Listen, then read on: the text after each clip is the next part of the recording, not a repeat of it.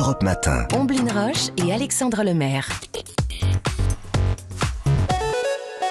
L'innovation sur Europe 1 avec Anissé Mbida. Bonjour Anissé. Bonjour Omblin, bonjour Alexandre. Bonjour Anissé. Bonjour à tous. Une innovation pour ceux qui ont la mémoire qui flanche. Ce matin, on connaît les stimulateurs cardiaques. Bientôt, on pourra aussi avoir des stimulateurs de mémoire. Oui, un petit appareil qu'on se colle à l'arrière du crâne avec une télécommande. Et dès qu'on veut être sûr de mémoriser quelque chose, clic, on appuie sur le bouton, bzz, bzz, bzz, l'appareil va stimuler le cerveau.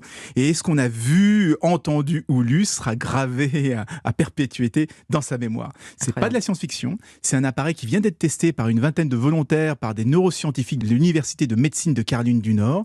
Et on leur a fait apprendre des textes par cœur. On les a fait jouer, vous savez, au jeu, il faut mémoriser des cartes. Et les résultats sont impressionnants. Avec le stimulateur de mémoire, leur capacité à mémoriser a plus que doublé. En clair, ils devenaient imbattables au jeu de mémoire des cartes, là, et ils pouvaient tout réciter par cœur. Et c'est un appareil qui va être commercialisé. Anissa, ce sont les étudiants qui vont être contents. C'est pas sûr, parce que pour en profiter, il faut d'abord se faire ouvrir le crâne et poser des électrodes directement sur le cerveau. Alors, il faut savoir que c'est une pratique qui est extrêmement courante pour traiter certains troubles neurologiques, comme l'épilepsie ou la maladie d'Alzheimer. Ce sont deux maladies qui affectent directement la mémoire. Et d'ailleurs, l'expérience et les résultats ont été obtenus avec des patients épileptiques qui avaient des électrodes sur le cerveau.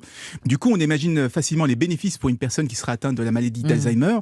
La moindre amélioration de sa capacité à mémoriser pourrait lui permettre de se souvenir des visages, de ce qu'elle était en train de faire quelques minutes avant. Donc, ça pourrait vraiment lui changer la vie. Et c'est d'ailleurs l'objectif des chercheurs, développer une prothèse médicale pour la mémoire, pas un outil pour avoir 20 sur 20 en récitation. Ouais, ça reste quand même très invasif, Anissé, de placer des électrodes sur le cerveau.